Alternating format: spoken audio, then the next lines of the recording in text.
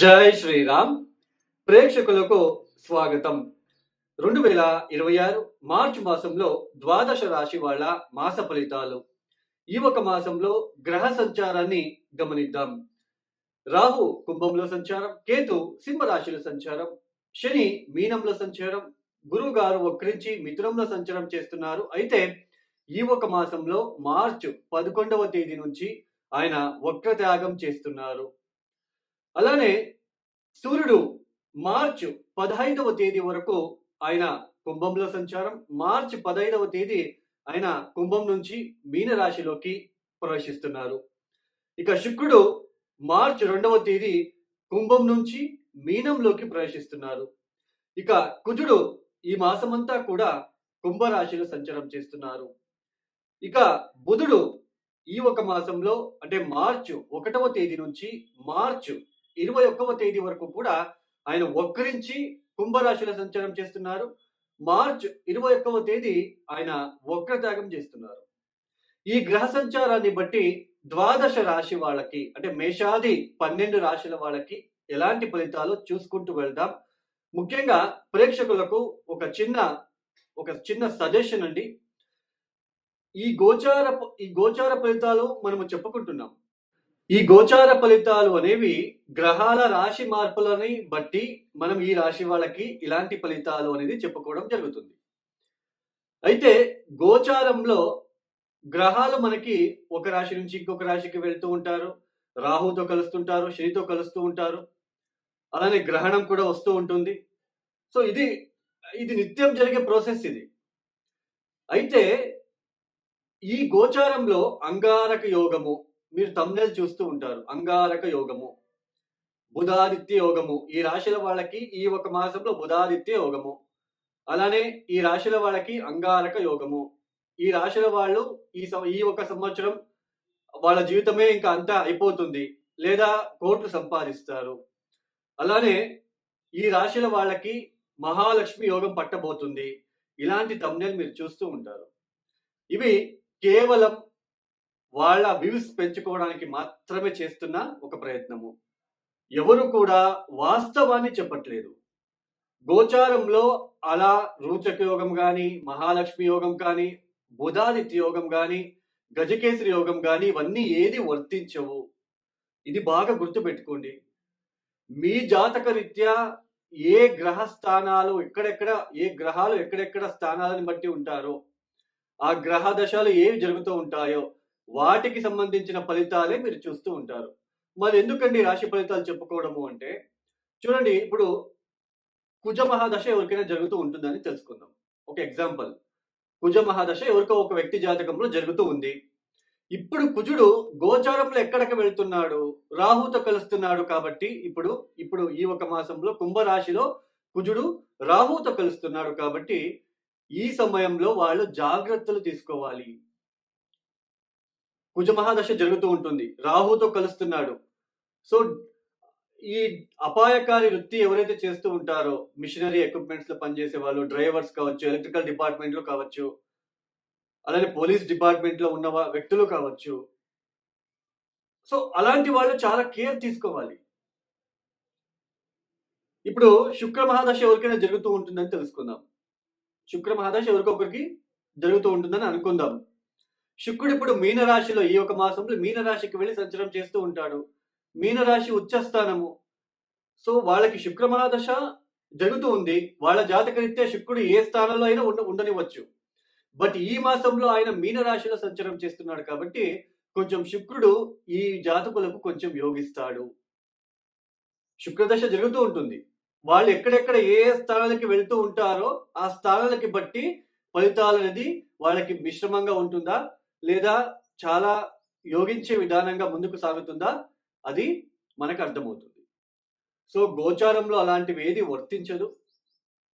So ఇది అర్థం చేసుకోండి. అలానే ప్రతి దానికి హోమాలు, ఉంగరాలు వేసుకుంటే మన జాతకాలు మారిపోతాయి, మన కర్మ తగ్గుతుంది. This is completely fake sentence. ఎంతసేపటికి కూడా మన జాతక రీత్యా ఉన్న గ్రహ దోషాలకి మనమే స్వతహా కష్టపడి ప్రయత్నపూర్వకంగా కొన్ని పరిహారాలు రోజు పాటిస్తూ వెళ్తే చాలండి. ఇంక వేరే అవసరం లేదు. అంతెందుకండి, ఓం నమః శివాయ, నమః శివాయ రోజు పొద్దున్నే 1000 సార్లు చదువుకోండి చాలు. ఇంక మీకు వేరే అవసరం లేదు. సో, గోచారంలో బుధాదిత్య యోగము, మహాలక్ష్మి యోగము ఇవన్నీ ఉండవు, వర్తించవు. దీన్ని గుర్తించండి. ఇది ఫ్యాక్ట్. జాతకరీత్యా ఉంటే అది మీకు వర్తిస్తుంది. ఒక రాశిలో లక్షల మంది ఉంటారు. అందరికీ ఒకేలాగా ఫలితాలు కూడా ఉండవు. సో, కొంచెం ఇది అర్థం చేసుకోవడానికి ప్రయత్నాలు చేయండి. వాస్తవాన్ని తెలుసుకోవడానికి ప్రయత్నం చేయండి. ఓహ్! ఇది అంతే. అవసరం లేదు. జ్యోతిష్యంలోనే ఎక్కువ దాంట్లోనే కాన్సంట్రేషన్ పెట్టి, దాని మీద ఎక్కువ కాన్సంట్రేషన్ పెడుతూ, దాంట్లోనే మునిగిపోకండి. ప్రతి దాన్ని కూడా పరీక్షించి మీరు ముందుకు సాగండి. ఒక టెస్ట్ పెట్టండి. ఇది కరెక్టా? రాంగా అని. ఇక ఒక రాశి గురించి మనము తెలుసుకుంటూ వెళ్దాం. 2026 మార్చి మాసంలో కర్కాటక రాశి వాళ్ళ ఫలాఫలాలు. ముఖ్యంగా ఈ మార్చి మాసమంతా కూడా కర్కాటక రాశి వాళ్ళకి అనుకూలించే గ్రహాల సంఖ్య కన్నా ప్రతికూలించే గ్రహాల సంఖ్యనే ఎక్కువగా ఉంది.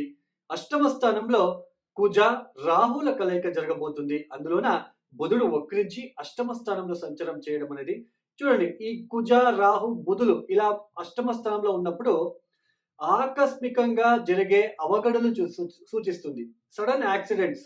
అది ఎలాగైనా కావచ్చు. వాక్ చేస్తూ వెళ్తూ ఉంటారు. సడన్ గా కిందకి పడి తలకి దెబ్బ తగడం లాంటిది. లేదా ఆకస్మికంగా మెడ నొప్పి రావడము. రాత్రి పడుకొని ఉంటారండి. సడన్ గా మెడ నొప్పి అండి. ఇదంతా చాలా పెయిన్ గా ఉంది అంటూ ఉంటాం. బికాస్ ఆఫ్ ఇలాంటి గ్రహస్థితులు ఉన్నప్పుడే. అలానే ఈ తెలియని పరిస్థితుల్లో ఈ కరెంట్‌కి సంబంధించిన విషయాలలో అంటే ఇంట్లో ఏదో కరెంట్ వెలగట్లేదు. ఏదో టెస్టర్ పెట్టుకొని వెళ్లి టెస్ట్ చేద్దాము. సో, అక్కడ తెలియని విషయాలలో మనము ఏదో ఒకటి మనం చేద్దామని వెళ్లి అక్కడ ఏదో ఒకటి యాక్సిడెంట్‌కి గురయ్యే సూచనలు ఉంటాయి. అపాయకారి వృత్తిలో పనిచేసేవాళ్ళు ఎలక్ట్రికల్ డిపార్ట్‌మెంట్ కావచ్చు, కెమికల్ డిపార్ట్‌మెంట్ కావచ్చు, టపాకాయల ఫ్యాక్టరీస్ కావచ్చు, పెయింటింగ్ ఫ్యాక్టరీస్ కావచ్చు, మౌల్డింగ్ కంపెనీలో ఫ్యాక్టరీస్‌లో పనిచేసేవాళ్ళు కావచ్చు, మిషనరీ ఎక్విప్‌మెంట్స్‌లో పనిచేసేవాళ్ళు కావచ్చు, పోలీస్ డిపార్ట్‌మెంట్‌లో పనిచేసేవాళ్ళు కావచ్చు. సో, వీళ్ళందరూ కూడా చాలా జాగ్రత్తలు తీసుకోవాలి. లేదు అంటే కొంచెం ప్రమాదాలు జరిగే సూచనలు ఉంటాయి. ఆర్థిక పరంగా ఇబ్బందులు, కౌటుంబిక విషయాలు ఘర్షణ వాతావరణం నెలకొనే సూచనలు ఉంటుంది. అలానే ముఖ్యంగా మీ మాట తీరు అనేది ఇతరులకు నచ్చకపోవడం అనేది కనిపిస్తూ ఉంటుంది. అలానే ముఖ్యంగా ఎక్సెస్ ఆఫ్ హీట్, నోటికి సంబంధించినది, పంటికి సంబంధించిన ఇబ్బందులు, గుప్తాంగాంగాలకి సంబంధించిన విషయాల ఇబ్బందులు, ఏదైనా సర్జరీ లాంటిది జరగడం లాంటిది, లేదా చర్మానికి సంబంధించిన విషయాల ఇబ్బందులు, ఇలాంటి విషయాలలో ఇబ్బందులకి గురయ్యే సూచనలు నిండుగా కనిపిస్తూ ఉంటుంది. ఈ ఒక మాసంలో గురువుగారు వక్రత్యాగం చేస్తున్నారు. మార్చి 11వ తేదీ నుంచి వక్రత్యాగం చేయడం అనేది కూడా కొన్ని విషయాలలో మంచి ఫలితాలు ఇస్తుంది. అంటే ఖర్చులు మరింత పెరగకుండా కాస్త మీకు ఖర్చులు తగ్గే సూచనలు, తగ్గించే అవకాశాలను ఇక్కడ క్రియేట్ చేస్తుంది వక్రత్యాగం చేస్తున్న గురువుగారు. అంతో ఇంతో మీకు శుభ ఫలితాలు ఇస్తున్నది ఒక శుక్రుడు మాత్రమే. శుక్రుడు మీకు నవమ స్థానంలో, ఉచ్చ స్థానంలో సంచారం చేస్తున్నాడు కాబట్టి, కొంచెం ఎవరైనా స్త్రీ వలనో, లేదా ఒక భార్య వలనో, ఏదో ఒకరు ఒక స్త్రీ వలన మీకు కొంచెం ఆ ఒక నెగెటివ్ నుంచి, మానసిక వేదన నుంచి బయటకు పడడానికి అవకాశాలు వస్తాయి. బట్ అష్టమ స్థానంలో ఈ కుజ, రాహుల కలయిక బుధుడు వక్రించి ఉంటున్నాడు కాబట్టి, తెలియని విషయాల పట్ల వెళ్ళకండి. నాకు ఆ విషయం గురించి తెలీదు. దాని జోలికి వెళ్ళకండి. ముఖ్యంగా ఎలక్ట్రికల్ ఒక మోటార్ ఆన్ చేయడం కావచ్చు, ఇంట్లో ఏదైనా ఎలక్ట్రికల్ ఏదైనా ఒక స్విచ్ విషయంలో కావచ్చు, ఒక లూజ్ అయింటుంది. దాన్నేదో రిపేర్ చేస్తామని వెళ్ళి అక్కడ ఏదైనా యాక్సిడెంట్‌కి గురి అయ్యే సూచనలు ఉంటాయి కాబట్టి, తెలియని విషయాల పట్ల మీరు వాటి జోలికి వెళ్ళకుండా ఉంటే మంచిది. ఆకస్మికంగా జరిగే సూచనలండి ఇవన్నీ. Sudden incidents. అష్టమ స్థానం అంటే ఆకస్మికంగా జరిగే సూచనలు. మనకవి ఏం జరుగుతుందో తెలీదు. ఎలా జరుగుతుందో తెలీదు. సడన్ యాక్సిడెంట్ కావచ్చు, భార్యాభర్తల మధ్య తగాదాలు కావచ్చు, సడన్‌గా తగాదాలు, సడన్‌గా గొడవలు. ఇది ఇంతకు ముందే చెప్పారు గదండీ! భార్య వలన, స్త్రీ వలన బాగుంటుందని. యెస్, బాగుంటుంది. బట్ అష్టమ స్థానంలో కుజ, రాహులు కలయిక ద్వితీయ స్థానం చూస్తారు కాబట్టి, భార్య తరపున బంధువులు కావచ్చు, భర్త తరపున బంధువులు కావచ్చు, వాళ్ళతో విభేదాలు జరిగే సూచనలు ఉంటాయి. సో, వీటి వలన మీకు మానసిక ప్రశాంతత తగ్గే సూచనలు కూడా ఉంటాయి. కొంచెం తెలివిగా ఉండండి. తెలియని విషయాల పట్ల అవగాహన లేదు నాకు ఈ విషయాల మీద అని ఉన్నట్లు గనుకైతే వాటి జోలికి వెళ్ళకండి. అది ఏదైనా కావచ్చు, వెళ్ళకండి. మాట్లాడేటప్పుడు జాగ్రత్త. అలానే కొంచెం జాగ్రత్తలు తీసుకోండి. మృత్యుంజయ మంత్రం చదువుకోవడము, ప్రతిరోజు మహామృత్యుంజయ మంత్రం ఎంత చదువుకుంటారో అంత మంచిది. ఉదయాన్నే చదువుకోవడానికి ప్రయత్నం చేయండి. ప్రతిరోజు కూడా వీలైతే సుబ్రహ్మణ్య స్వామి ఆలయానికి వెళ్లి, లేదా కాళీ అమ్మవారికి, మహాకాళి అమ్మవారికి ఎరుపు రంగుల పూలతో పూజించుకోవడానికి ప్రయత్నం చేస్తే మంచిది. ఇంకా మీకు కాలం అనేది రాలేదండి. కొంచెం ఇంకా టైం పడుతుంది కర్కాటక రాశి వాళ్ళకి. బట్ జాతకంలో యోగాలు ఉంటే, దశాభుక్తులు బాగా ఉంటే ఇబ్బందులు ఉండవు. జాతకం చాలా ఇంపార్టెంట్. ఎవరైతే ఈ వీడియోని చూస్తున్నారో లైక్ చేయండి, షేర్ చేయండి, సబ్స్క్రైబ్ చేసుకోండి. సర్వే జనం సుఖినో భవంతు. ధన్యవాదములు. జై శ్రీరామ్.